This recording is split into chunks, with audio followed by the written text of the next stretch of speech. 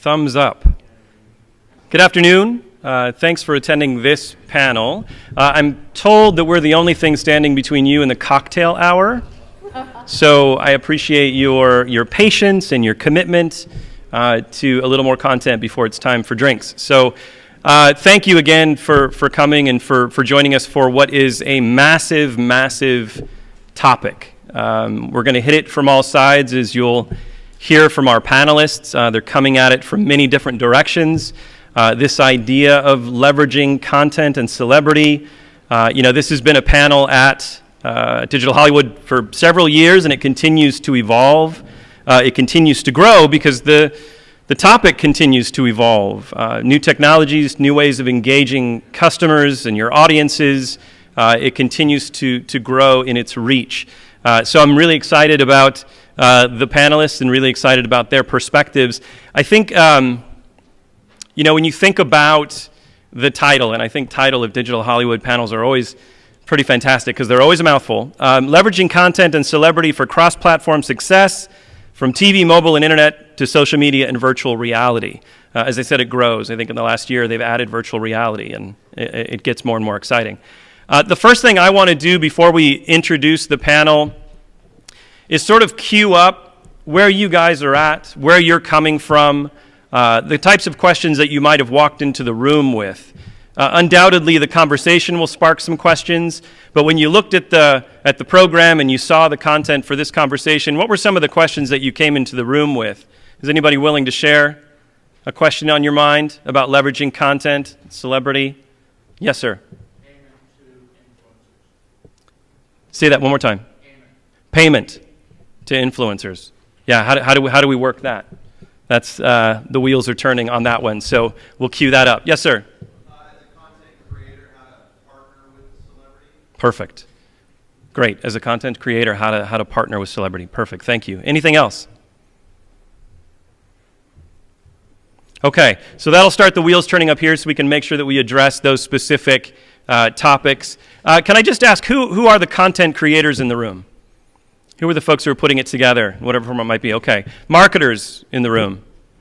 Granted, there might be some crossover there. Brands in the room. Looking for ways to get further outreach and audience. Even the cameraman raised his hand. Okay, so we'll dive in. Apologies for that huge preamble. My name's Tony Hoskins. I'm the founding partner of an agency called POP. We're a digital advertising agency that does exactly this, creates content for brands and finds ways for them to extend their reach and make something that matters to their audiences. We work with Target and Xbox and Nintendo and Toyota, and we put that together. Been doing that for about 21 years. This is near and dear to my heart. Also, as a father of three, I have 3 boys, a 12-year-old and a 7-year-old and a 1.5-year-old. The 1.5-year-old is not really consuming content yet, but the 12-year-old is what keeps me on the pulse of what's going on YouTube, what he's seeing out and about, and really in places I just don't see that content. My wife is devoted to podcasts and blogs, and I get links every day to things I need to watch and see. It's the heartbeat of the family and what people are digesting. From a business perspective, again, it makes our agency go around. It's what our clients are constantly thinking about is how do we push it? How do we look for new opportunities for their stories to be told and their experiences? So an exciting topic. I'm kind of an audience member today as well.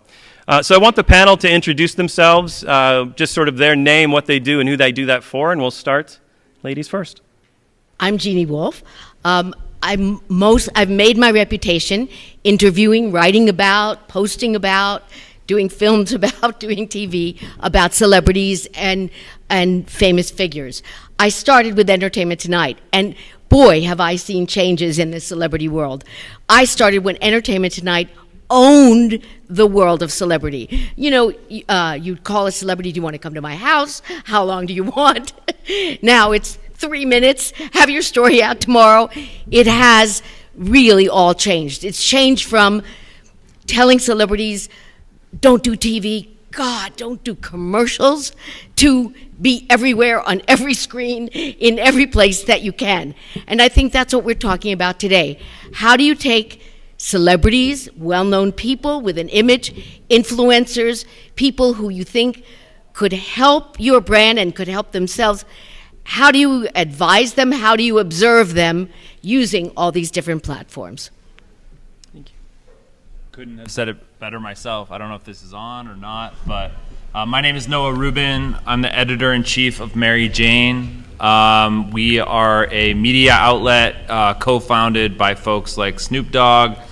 We have celebrity influencers like Seth Rogen, Miley Cyrus, Wiz Khalifa.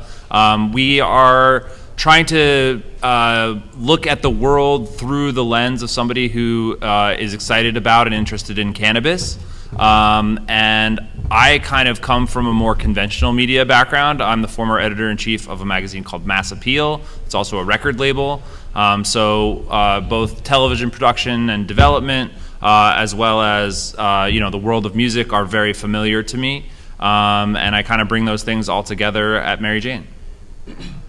I'm Pitar Mandich. I am the Chief Talent Officer at Addition. We are a talent management company primarily focusing on digitally native talent, another word for influencers, even though I don't love that word personally. We work with about 15 clients that represent between 25 and 30 million subscribers, and just about every vertical out there between tech, gaming, music, beauty, fashion, DIY, pop culture, cuisine, and even parenting.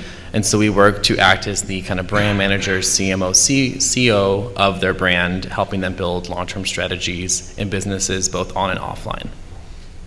Let me interrupt you there, Jonathan, just before you go. So word from the audience just to try and get closer to your mics so that they can hear you. Okay. Thank you. How's that? Nice. All right, good. Hey guys, Jonathan Lowe. I'm the Senior Vice President of Business Development and Brand Strategy for the LA Kings. I'm part of AEG Sports and ultimately AEG. Had the good fortune of being with the company for 15 years. The majority of my time I focused on the Kings, our hockey team here in LA. Hopefully we got a couple Kings fans in the house, maybe? All right, I love it. But I've also had the fun, opportunity to work on cycling and tennis and boxing and soccer and rugby and lacrosse and a bunch of other sports. So thanks for having me, and look forward to an exciting dialogue. Hi, I'm Jamie Eldon. I'm president of Nylon Media, or Nylon Magazine, as you guys probably know it. I'm also chairman of Socialite, which is one of the US's top influencer casting agencies. We've been running the business. Most of you know Nylon as a magazine. It's about 20 years old. In the last 3 or 4 years, we've been developing IP out of the magazine into digital for desktop and mobile, and then into social. And in the last sort of 18 months, we've now developed 3 television shows which will be airing across the end of this year and into 2018. And we partnered with United Talent Agency about 1.5 years ago to start to leverage the talent that we use within all of our content and editorial, and how can we leverage that even with brands into content platforms across social media and also into other mediums such as linear and virtual reality. So now that you've met the panel, I want to just 2 things really quick, kind of housekeeping items. First of all, you might notice that Mark Wolf is not up here. We had scheduled one more panelist. He fell sick this afternoon, I think, sent us an email saying he couldn't make it, so that's why he's not here. But now you know who's seated up on the stage, and I'd like to just call out sort of the deliberate nature of what a panel conversation should be about, which is, of course, you're all here because you're interested in the content. Now you know the folks that are seated here, and maybe be thinking about who you want to connect with, because definitely the folks that are here on the stage want to connect with you, or they wouldn't be here. So I want to endorse that connection. Come find them afterwards. Come chat with them. Everybody's interested in that, and connect with them, because I think there's a lot that can happen just from that networking. So I'm going to kick things off to the panel by sort of throwing up the softball a little bit to allow each of them to share something with us, which again, as a sort of audience member, I'm interested in. Can you walk us through, each of you, a recent success story, maybe in the last year, something that went extraordinarily well, maybe better than you thought, or even maybe something that you're just really excited about as it pertains to leveraging content and celebrity? And I ask this because I'm the guy who looked at all the previous panels from previous years, Jonathan, so I've seen you the last 3 or 4 years, and things change constantly. So you guys are constantly trying new things, constantly throwing new noodles on the wall to see what sticks. So I'd love to hear sort of what's worked, what's got you excited, some recent success stories. Jean? Oh, well, I think that part of our success is that we've learned to conquer all the different media that are available to us. So I'm the West Coast editor of Saturday Evening Post. I wrote an article about Leslie Stahl, who is one of the correspondents on 60 Minutes, and ended up making a lot of news on Muck Rack and other places because I specifically asked Leslie about the change in environment for journalists with politicians now, especially Trump, starting that, going straight to the audience. And it really fascinated people. I've also noticed more and more famous stars, people who are going to be gossiped about, people who have a story to tell, people who have a product that they want to share, who have a big following and big communities, going to create their own content, or to people who let them speak directly to them so they don't have to read versions of it other places. Which means even though we're full of tabloid TV and full of scandal, we also have given celebrities, people who are written about, more of a chance to tell their own story. No. Well, Mary Jane is a pretty young media brand. We've really only been around for a year and a half, but obviously because we're very blessed to have kind of high-level talent relationships in the process of our launch. Obviously working with Snoop on a regular basis has been incredible for us, but his show with Martha Stewart has certainly been an unexpected and really exciting boost for us. I don't know if any of you guys have watched the Martha and Snoop potluck dinner party, but that was a sort of unexpected hit, and for us to be associated with that property and to have sort of some light branding in there as well has been really exciting. We're shooting the second season right now, and so that is definitely something that came out of nowhere and has been a really great thing for us. And if I could interrupt for a second and say, I think we're going to hear the word unexpected in a lot of the big hits that people brag about or want to share. We all want to know, how did those big wows happen? And mostly, we only analyze them afterwards. So luck and unexpected are words we're going to hear a lot, I think. Yeah, I think that, and also strategy is super important, and thinking ahead and being, not thinking just short term. So part of our job as talent managers in my company is to help our clients build long-term brands and businesses. And so we've helped them, really own their audience and migrate these followers and fan members to different mediums, such as books. So we've helped 4 clients publish 3 New York Times bestselling books, one debut #1 that we're now shopping the IP around for film rights, which is super exciting. We also helped our client cross over into a YouTube Red series, which season 1 had about 1.1 billion impressions across the 8 episodes, which is super exciting. We just announced the season actually 2 today, and tomorrow will be a trailer about it on youtube.com/Joey Graceffa. The show's called Escape the Night 2. It's a surreality kind of murder mystery series, and you take on Clue for the millennial audience. And so I think the biggest, thing that I've seen in my world the last 12 months is really just diversifying what they're doing in their businesses, not just from a revenue standpoint, but an audience standpoint, and making sure they continue to own that audience, and that we're not making a decision that, looks good in the short term and the long term could be detrimental to the brand that we're trying to build with them. Yeah, for the Kings, we've come off, a pretty remarkable year for the franchise. Number one, we just celebrated our 50th anniversary, which, I think shocks a lot of, non-Kings fans and sort of casual fans that we've been in the marketplace for 50 years.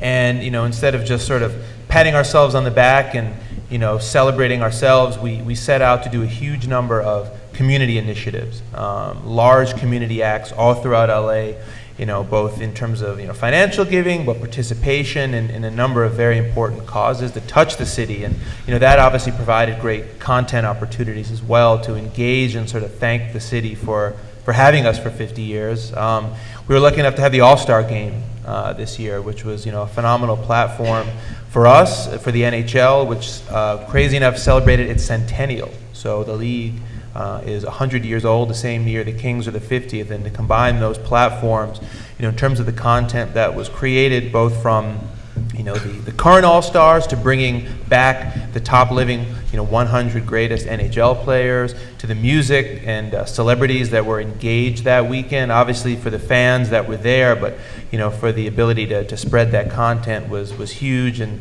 I think it's really, and Luc Robitaille, our president, former player and Hall of Fame player, was always about prepare for when you're good. And obviously that can be on a sports team perspective, but it could be for any brand or company. When you have your moment to shine, how can you take advantage of that? And it's not just financial metrics, but engaging your fans and your consumers to participate in the things that are happening, whether they're online or offline.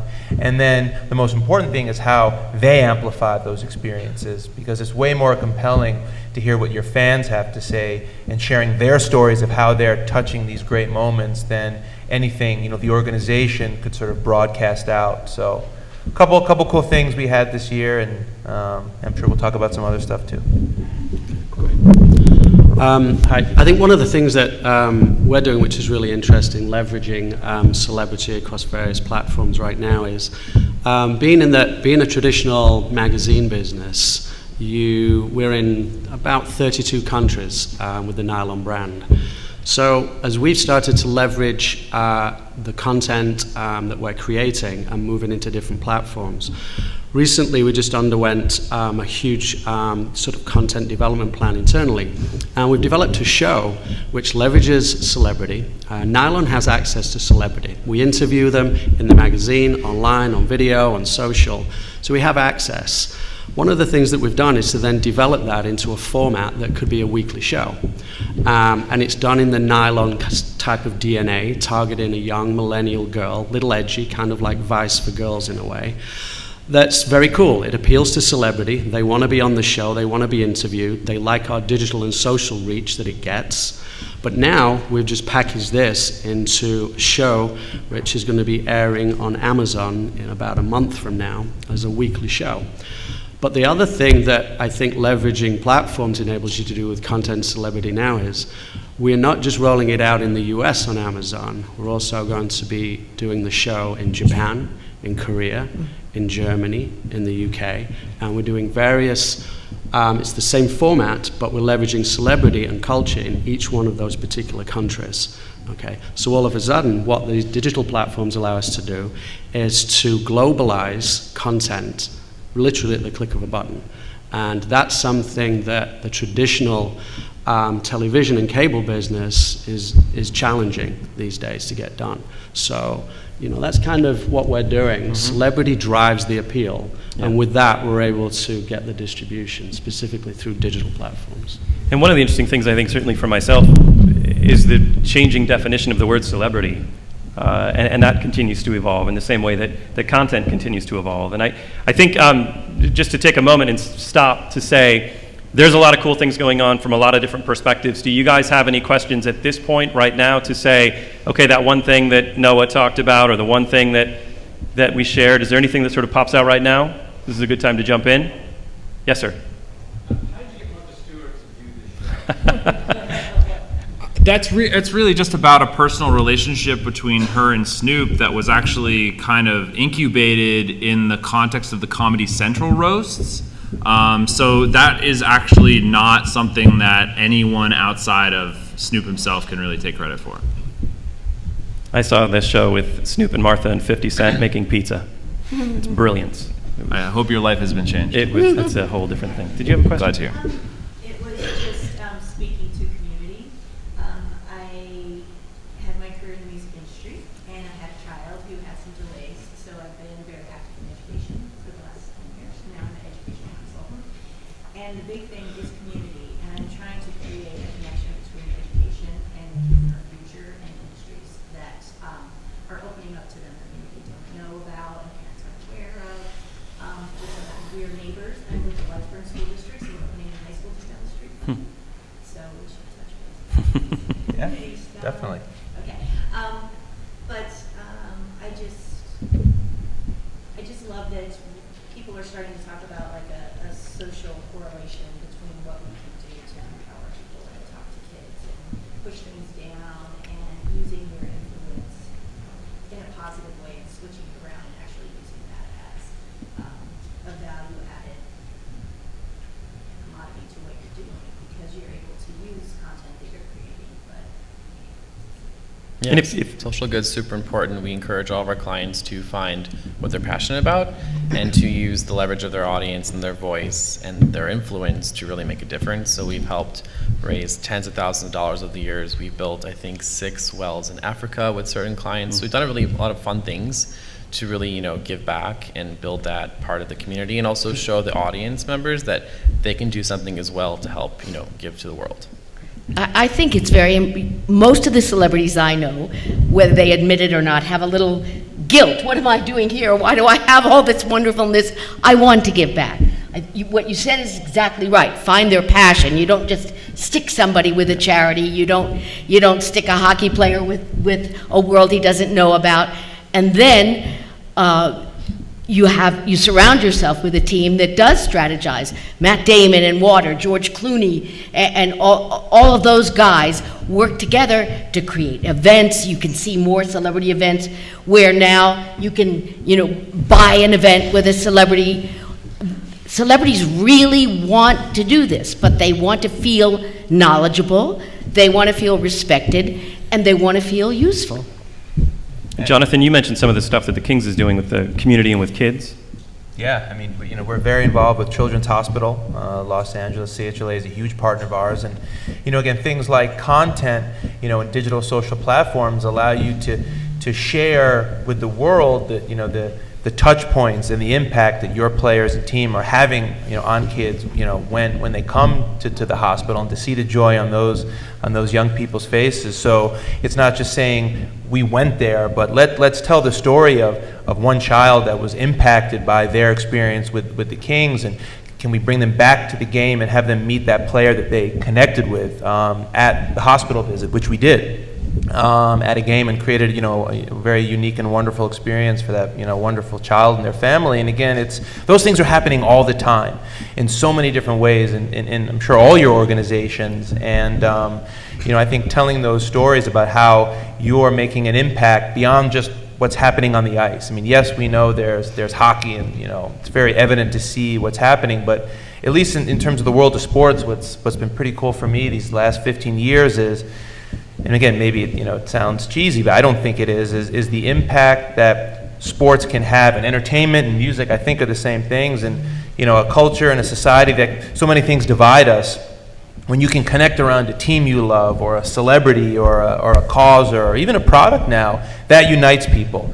And I have the benefit of seeing over 18,000 people at any given time during one of our games, experiencing that in person together, and then with social and digital, those people's experiences can become amplified to their friends, their communities online. So those channels allow you to share what's happening maybe to a small group to the world. And then our investment in content and storytelling between different platforms we created allow us to share the stories of our fans, our players, and stuff that's happening off the ice, which in a lot of times is just as or more compelling than the games everyone can watch on TV and hear on radio.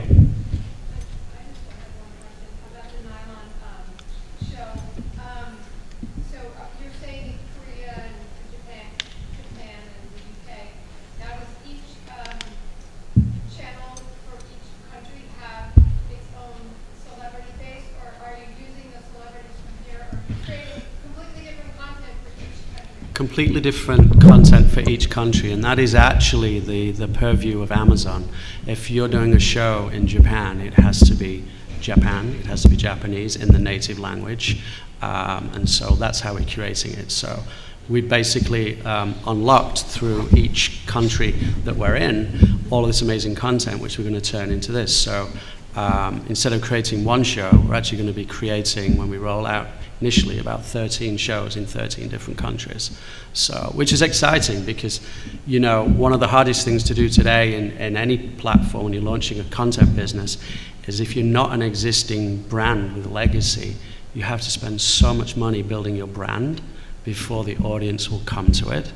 Okay, you see that with a lot of digital, content studios. Nylon's fortunate in the fact that Nylon has been around so long that people know the name, they know the magazine. So naturally, to see it available on Amazon in the country, you know, it's like tuning into NBC. You know, people trust it to deliver something. So we're fortunate, but the exciting thing is that wasn't our idea. That was actually Amazon's idea, who came to us with that, about bringing different cultures, you know, around the world into a show. So. Pitar, before we move, I wanted to address the question early on about compensating. You mentioned Joey's show, and from your perspective at Edition, how do you guys, what's sort of the model you follow for compensating influencers? Well, you know, we work to help find the right balance between the fee being paid and the services. So a lot of things impact the services and the overall fee between the actual video and social services, usage exclusivity. So if someone wants to use the content in a digital advertising campaign or a commercial print campaign, whatever it is, that costs money. So we work with the brand or advertiser agency, whoever we're talking to figure out what the right balance is and to make sure that, you know, there is an ROI for them, but there's also, you know, it's also fair to our clients. And so every kind of project varies in terms of kind of the content and branded element. On the book realm, you know, it's pretty standard in terms of book deals, working on advances and royalties. On the content realm, it varies per project between, you know, being you know, produced by a producer, an EP, depending on level of involvement they have and, you know, what kind of talent they are and what kind of program it is.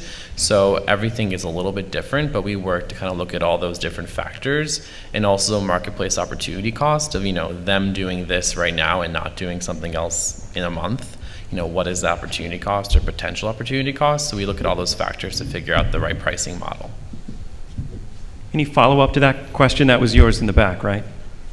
On compensating influencers? I can't remember. It was a guide to the... Okay. If you have any follow-ups, definitely connect after. I'd love to talk to Noah about celebrity endorsements. You mentioned a number of the names that are involved in supporting and understand strategies or cross-platform promotions or how you're sort of leveraging those celebrity endorsements for your brand.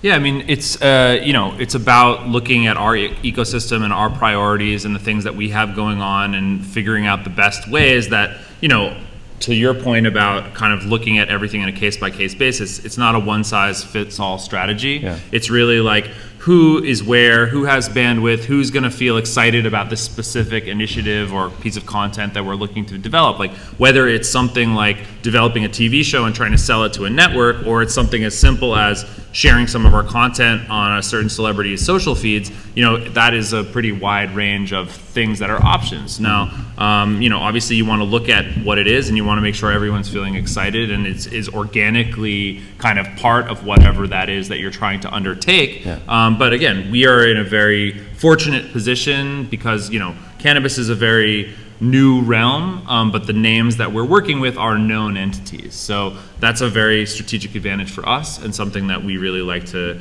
you know, make the most of whenever possible. How do you measure either the effectiveness of that, whatever that specific promotion might be, or change in perception? Do you have a way that you sort of measure its ability to?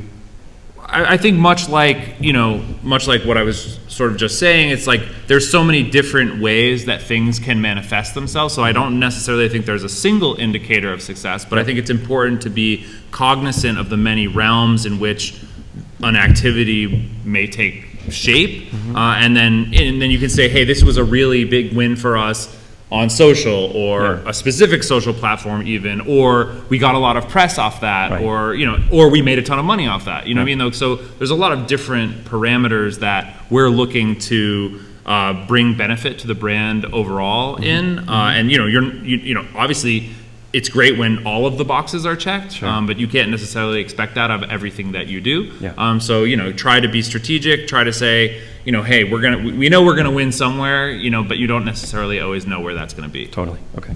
Yeah. Follow-up questions there? Anything? I want to ask Jonathan about, and we talked about this before a little bit, but it's something that's interesting to me, specifically coming from a sports perspective, a sports team organization. You have a very unique opportunity and challenge in the sense of you've got the season, you've got how the team's doing, you know, how you market, how you promote, how you sort of do things cross-platform. In that sense, it's providing content in and of itself based on the season, but then you've got now? Like when you're off season, what types of strategies do you and your team sort of employ when you've got no sort of natural flow of that content? How do you sort of manage the time between now and the time season starts? Yeah. So certainly an interesting challenge and a fun one, just in general in sports. If you have a consumer product, and I'll make it more general, then I can get specific. You have a consumer product, and you test that product, and you develop that product. You have a reasonable expectation how that product's going to perform. You can craft your marketing, you can craft your creative, your campaign, and you have, to a degree, a sense of certainty. Well, in sports, you can throw all that out the window. You could be an 8th-seeded team that in the history of the NHL had never won a championship and win the championship that year. And, oh, yeah, that was us. Or you could be down 3-0 in a playoff round, and only, I think, 2 other teams in the history had ever come back to win 4 in a row to win that series. And, oh, yeah, that was us, and that was the other year we won the cup. And you could be a heavily favored team and not even make the playoffs. And that was a year after we won the cup. So all those things are happening, and again, part of it is being fluid and being able to adjust your storylines and your content and your tactics to address what's happening during the season, which you have absolutely no control over. The cool thing for us is we've created a lot of different content platforms that we've brought in-house to be able to continue to tell stories and engage our fans during the off season. So we have a platform called the LA Kings Insider, which actually, it's crazy. We launched it, I think, in about 2006-07, where we were the first professional sports team to bring on a beat writer that had full editorial integrity into our online ecosystem.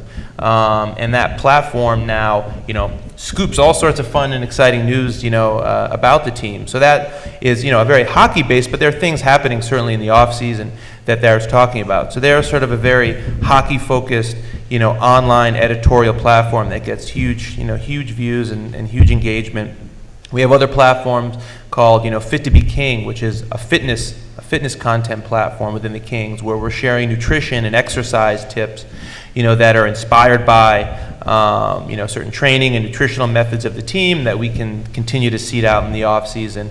We have our own show called Black and White, which is a content series which focuses on the ice but off the ice storylines that are created throughout the year. So we've tried to create different platforms to be able to continue to give content even if there isn't hockey on the ice. So those are just some of the things. And again, I'm not going to talk, this is sort of offline, but we're always in the community, doing events and promotions and with our foundation. So I guess in a more traditional sense, we're always trying to have a presence even when we're not on the ice.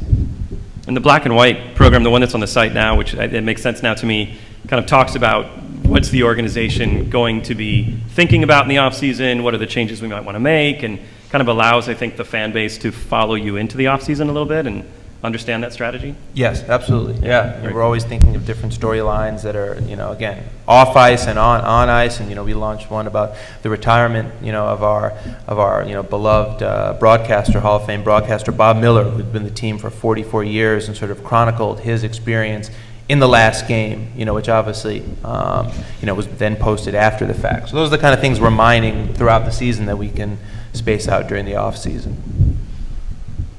So from an audience perspective, obviously we're always trying to segment and find all the different segments, the different audiences. We know anybody fall through the cracks, but is there one segment? Is there kind of that elusive audience? Is there that primary focus that either you're not seeing the numbers from and you want to elevate, or you're just always after? Is there sort of anybody who wants to jump in on that one, talk us through sort of your audience challenges?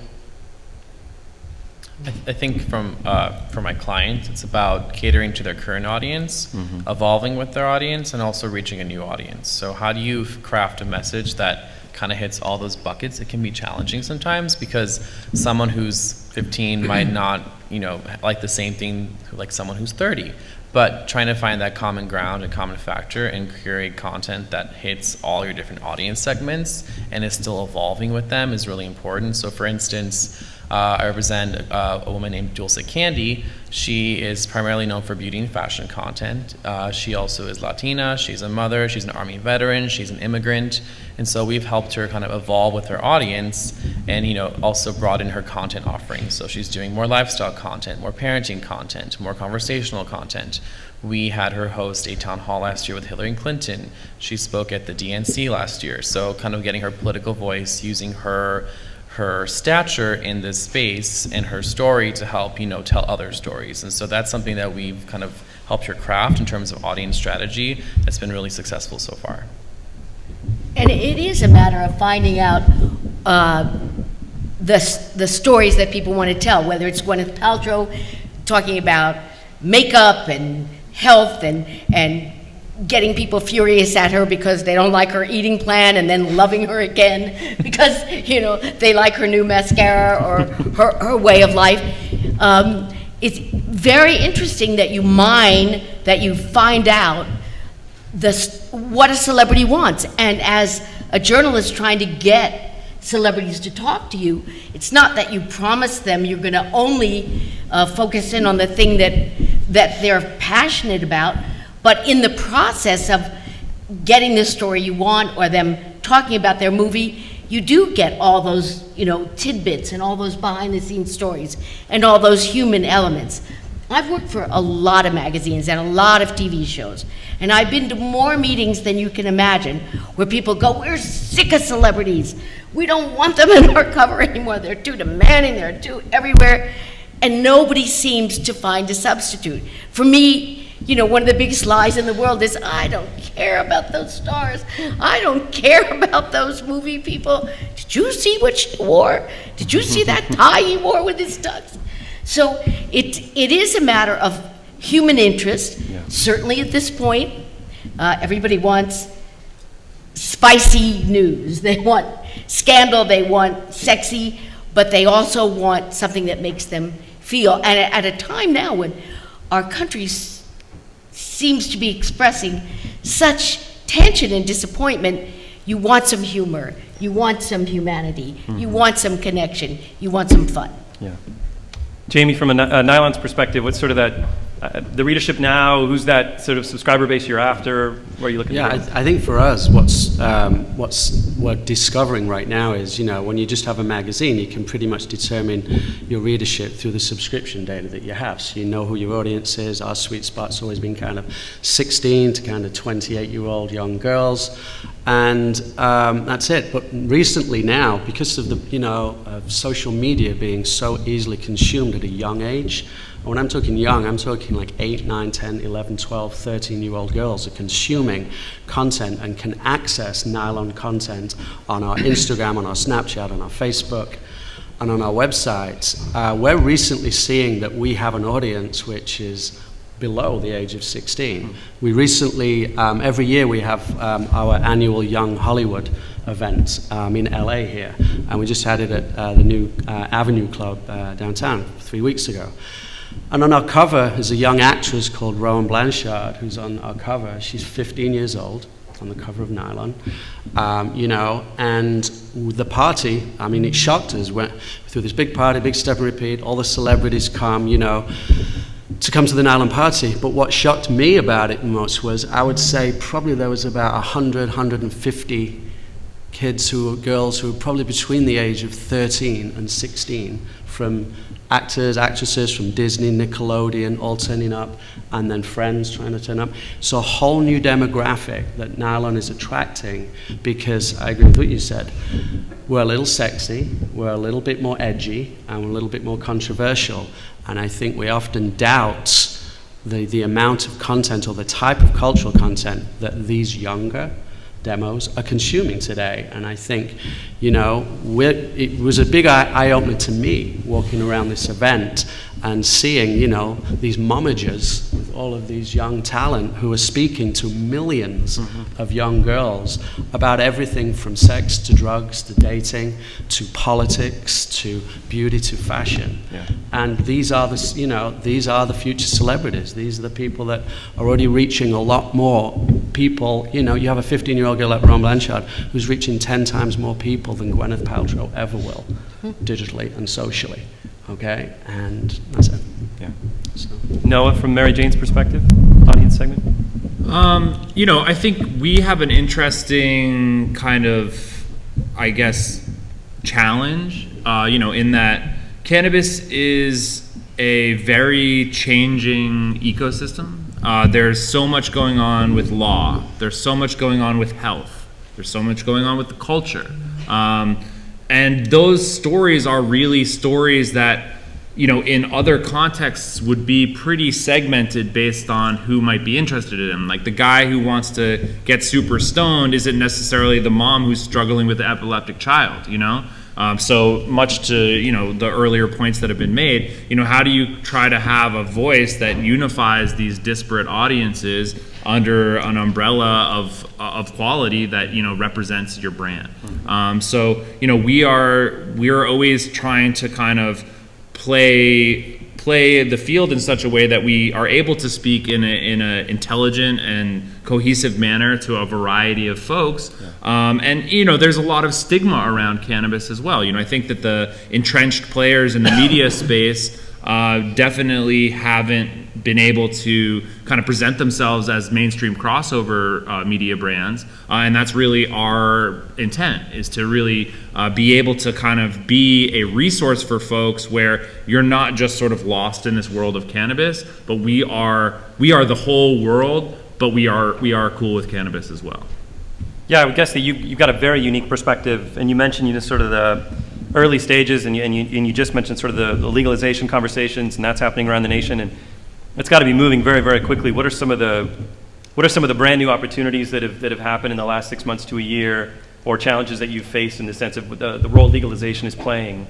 Well, I mean, I think that, you know, you simultaneously see state after state passing recreational laws, state after state passing medical laws, and then simultaneously you have, you know, President Trump appointing someone like Jeff Sessions as an attorney general, which couldn't be a more regressive person to have that role. So, especially in terms of cannabis and the overall liberalization of cannabis law.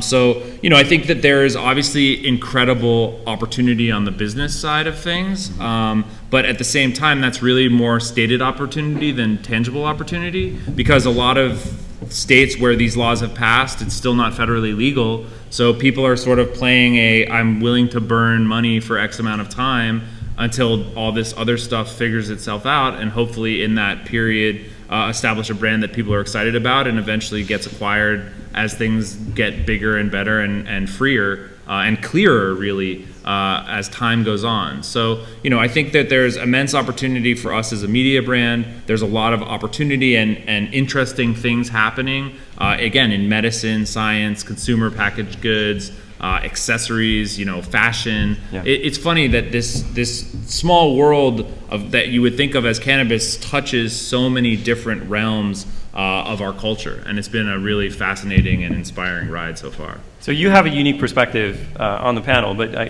think your musical background, either, you know, record label executive or musician now, I mean, what are some of the lessons that you sort of bring from your background in music into the job you're doing today?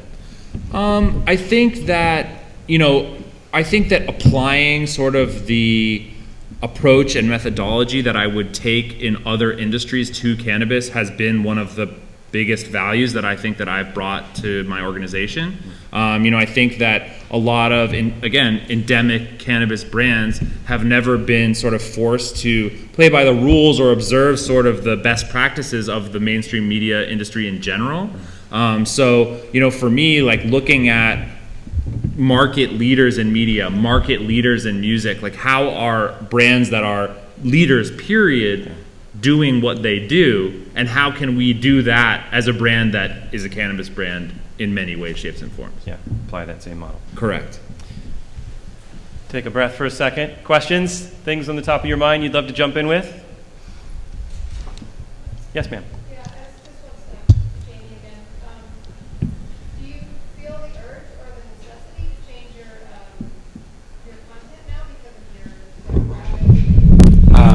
Yeah, that's a great question. I'm sorry? I asked if it was, did you feel the urge or the necessity to change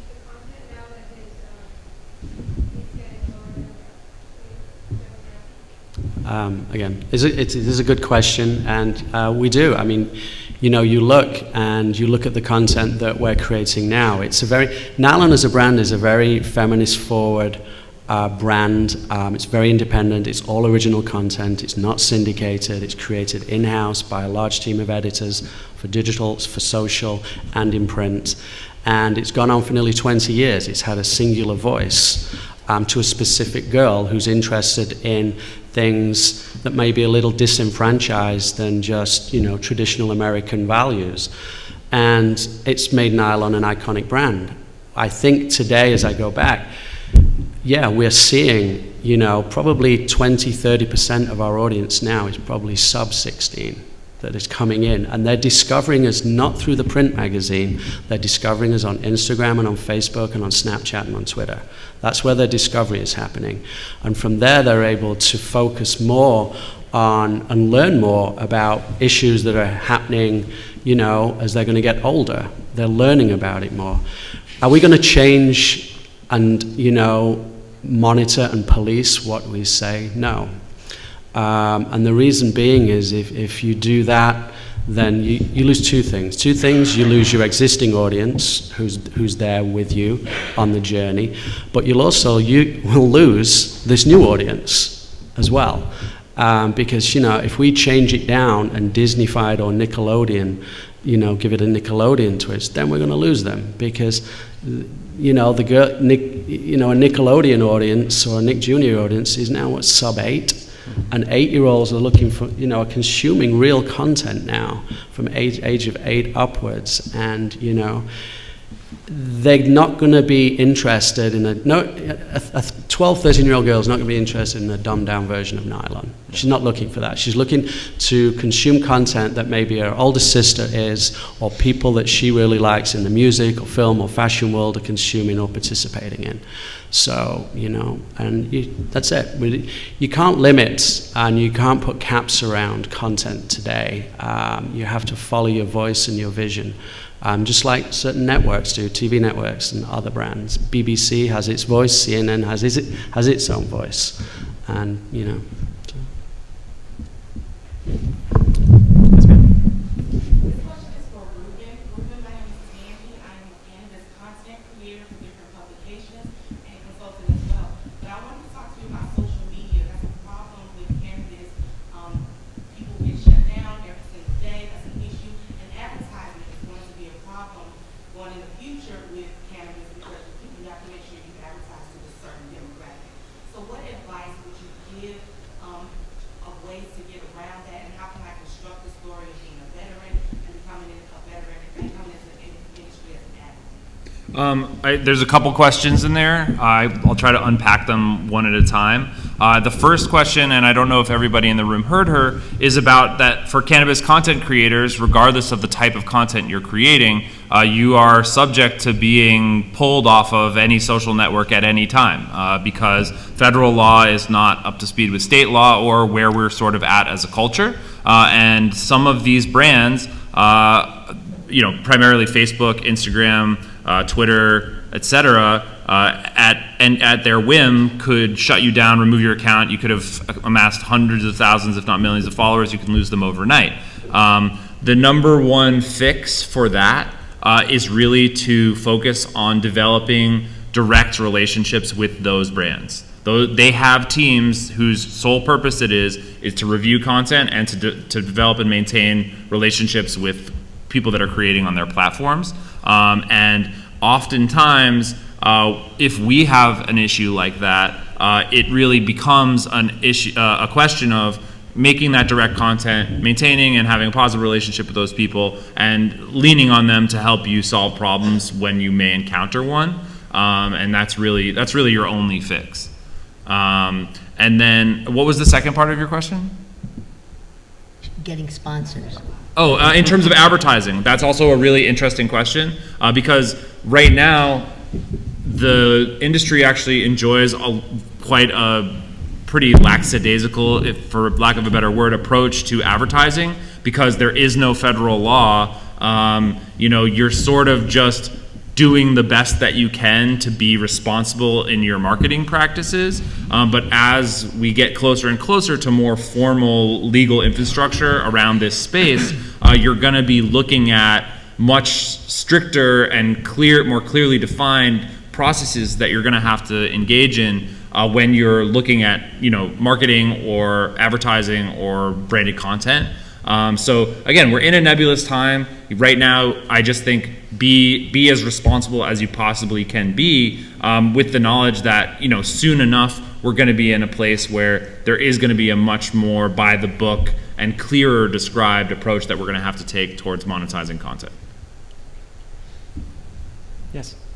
I guess this question is for Noah, Jamie, and Jonathan as well, and that is just with your online video content, do you have plans to take that, to roll it out on OTT platforms as well, apps? Absolutely. I think right now all of the OTT platforms are really interesting. Even from we as a brand have access to them all, whether it's the premium ones, you've got Amazon, Hulu, Netflix, and then you have HBO Now. NBC's Watchable, you have Pluto TV, you have all of these emerging OTT platforms which are bundling and allowing packaging for people to buy and have access to multiple content, multiple apps. It's another distribution platform. I think like with most products that are launched with OTT, there's way too many of them, and you're going to probably see in 6 months, 12 months from now, the large providers like Verizon, Vios, Comcast doing a really good packaging of all of them for one fee, which will allow people to be able to access everything. So I think consolidation is going to happen very quickly in the OTT space, and then there'll be 2 years from now, there'll be 3 or 4 players, and I think that's what will probably happen. But yeah, it's extremely valuable because they pay good money. It's a great way to get content out in a premium way that allows you to build your own brand. I think it's a lot different than the YouTube MCN model, because it promotes longer form content, which is something which I think consumers are looking for now. So. Yeah, and I think that the OTT ecosystem and like the currently very fractured digital ecosystem offers a lot of opportunity for media brands that have a library of content to think about them in different ways. Like each platform you sort of have to produce for with a different approach and really think through, because okay, I do 10 shows on YouTube that are 3 to 5 minutes each. Well, those things edited together with a top and a tail and a host, that's a 22-minute and 44-second TV show that I can sell to a network, or it's a 30-minute half hour that I can do a deal with Amazon for and package all the stuff that I've been paying for on YouTube and now have a 30-minute show on an OTT network. So really it's just about kind of understanding each of these ecosystems, understanding the stuff that you're already investing in, and figuring out the way to maximize it for each. But nobody's creating their own apps for Roku or Amazon Fire or any of those platforms as standalone apps. It's something that is a conversation that we've had internally. Again, it's trying to filter it through the ROI. Like how much do we have to invest here, and what are we really going to get out of it? And so, and you're also competing with major players who have unlimited budgets. And fundamentally, we're a startup brand that is doing something cool and people are paying attention to, but that doesn't allow us to just burn millions of dollars every month, which these other brands do have the luxury of doing. So again, it's about creating a balance, finding the right partnerships, and figuring out things that make sense for our business. I think that to answer, I agree there. One of the things is that we see as a challenge is when you create your own app and you're creating your own channel or network, the amount of content that you have to produce often can promote dilution of the quality. We've seen that with a lot. People have often talked about Vice, when it became Viceland, powering its own cable network, and the quality of programming and how that has changed. It's a challenging thing. It's expensive, but quality suffers. Suddenly you've built out your channel, you've invested in it, you've then got to promote it, and then you've got to fill the content. You can't just have 50 minutes of content out there. You know, every single day, week, month, you have to be pushing content out. And some of these OTT platforms, when they talk to you, they're saying to me, yeah, fine, you know, we want to do this, we'll do a deal, but we want to get guaranteed minimum of 200 hours of content per year from you. You know, some are saying 500 hours of content. And that is a huge commitment, it's a huge investment. And the ROI return in terms of revenue from that, because there's very little advertising play around it. You get paid by the amount of people that stream, watch, listen. It's you know, it's an upside down model right now. So I think, you know, it's exciting, but I can't wait for consolidation. Hallelujah. Jonathan, from AEG's perspective, or the Kings, how do you guys deal with your video content? I mean, I'll just talk about, you know, the content that we're creating, and I think you touched on. I mean, it takes resources and time and energy to create content. I mean, there are certain, obviously, in the course of a season, natural things that are happening that we're amplifying, you know, through our various channels. But then, you know, we're creating these custom content programs, and you know, you have to be willing to invest the time, energy, and resources to do that as an organization. And the Kings certainly have. We've invested in that because we understand the connection points that we're making with our fans and how we're growing avidity and showing the players beyond what's happening on the ice. You know, even little funny, you know, examples. You know, I was speaking at another place yesterday and talking about dogs. Player dogs are huge. Our fans love the dogs and the relationships that our players have with their dogs. And it started from our captain, Anze Kopitar, posting all this content about his Labradoodle, Gustel. And it was just going crazy. So then someone created a Gustel Twitter account, and that started blowing up. And we're like, oh my God, well, this has got some legs here. So then we created a pet calendar, you know, and the proceeds of that benefit our charitable organization and local animal shelters. And oh yeah, well, we'll do a bobblehead. So let's do an Anze Kopitar and Gustel, which is the dog, bobblehead. And of course, both of the player and the dog's head have to bobble. So then we do, instead of March Madness, we do Bark Madness, where our fans are voting on the player's favorite dog. And, you know, and we're getting tens and tens of thousands of votes for Bark Madness. So, you know, it's a funny, silly example, but it's sort of mining things that are happening out there that your fans are interested in, that could be, you know, the funniest, the most whimsical of things, and then can you build content platforms and initiatives online and offline to capitalize on that? So I know I took your question a little bit differently, but I think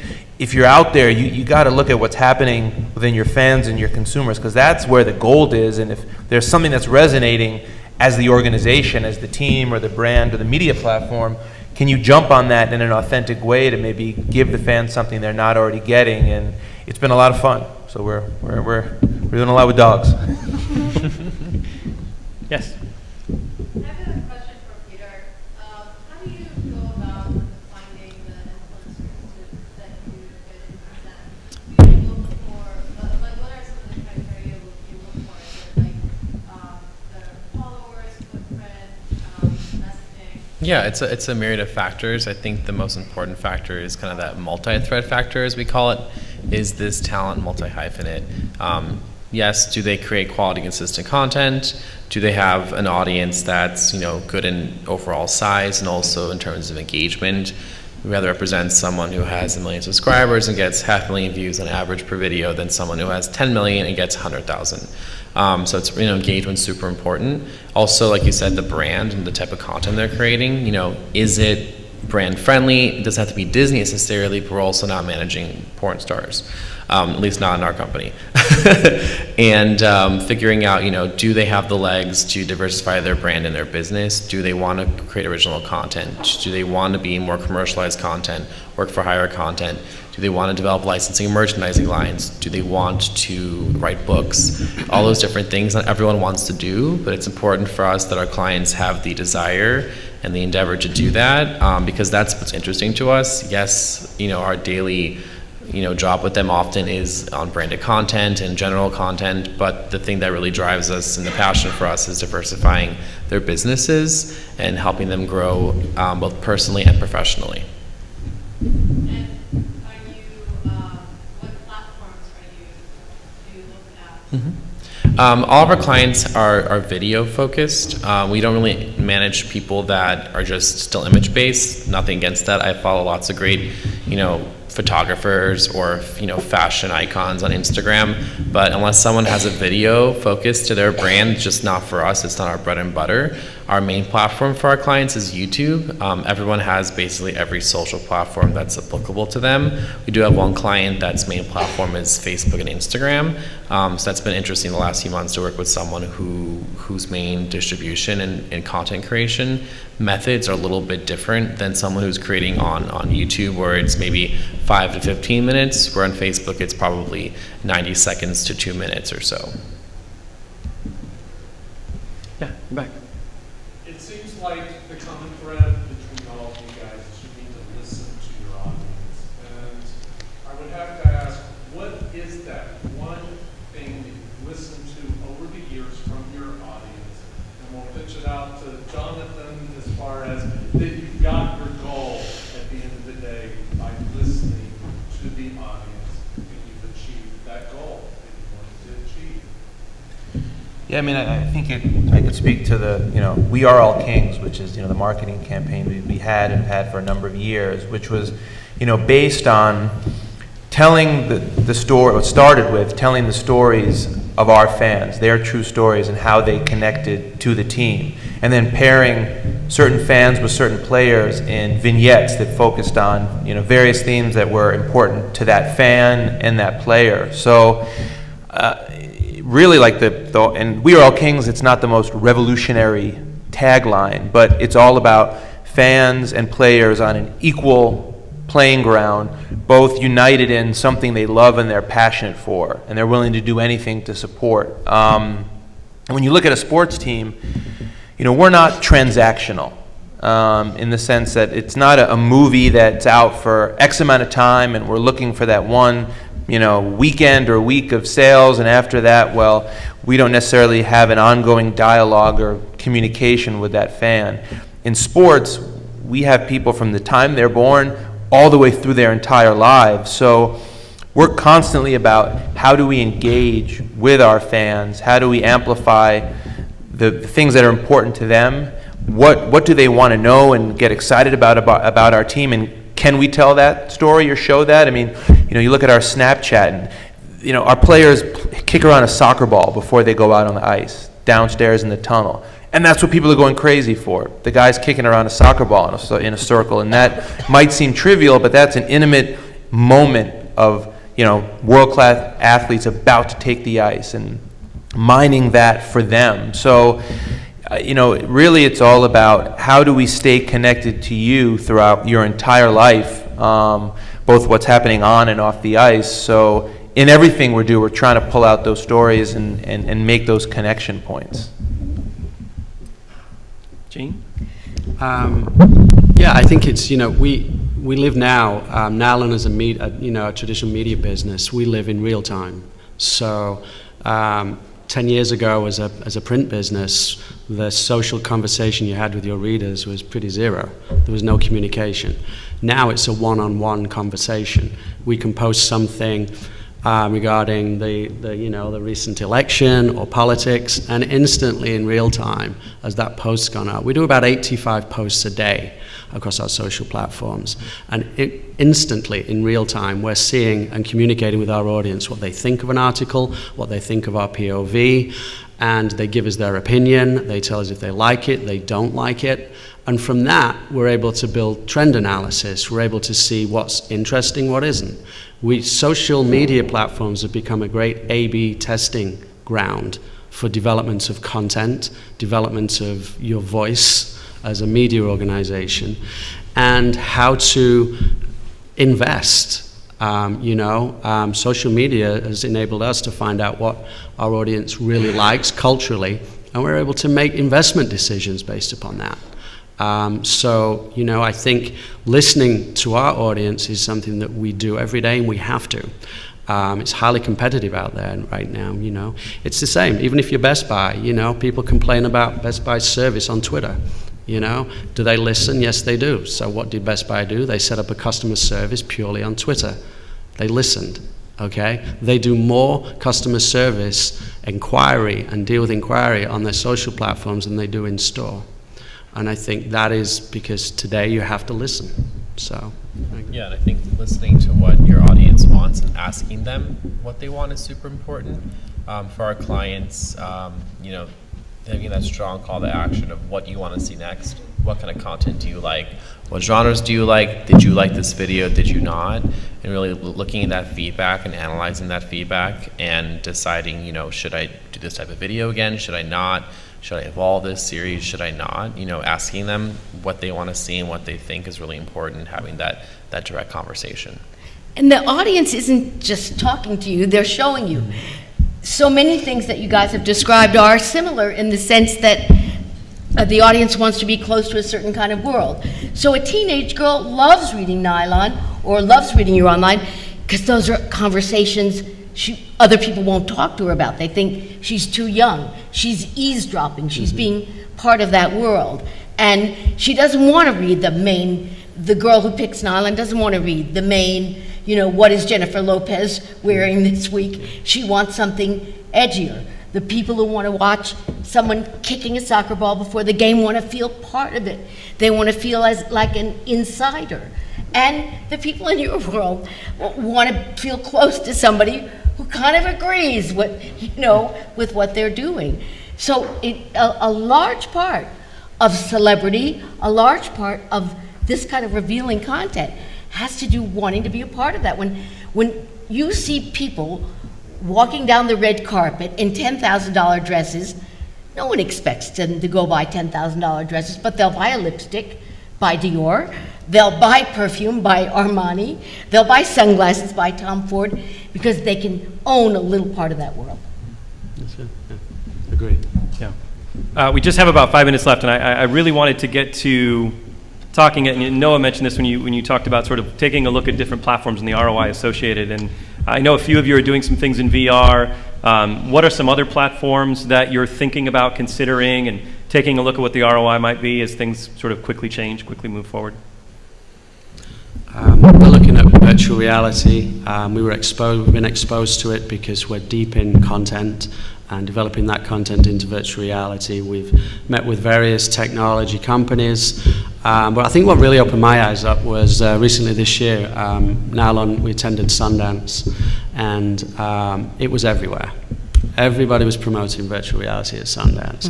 And I mean, every major production company, cable network, TV network, film company, all looking at virtual reality as this thing. And so we've started to look at it. We've even done surveys with our audience about it. What do they feel about it? Still, it seems like a tiny, tiny portion, okay, in the marketplace is willing to accept it. And I think that's because nobody wants to walk around with a 3-pound big goggle on their head or sit at home on the couch, in this one-to-one. It's a very personal experience. So, again, it's investment. But it's exciting. I mean, if you ever go to an exhibition, you ever put one of these things on, it's great. You love it. But then after 20 minutes, your head starts to hurt, and your neck's...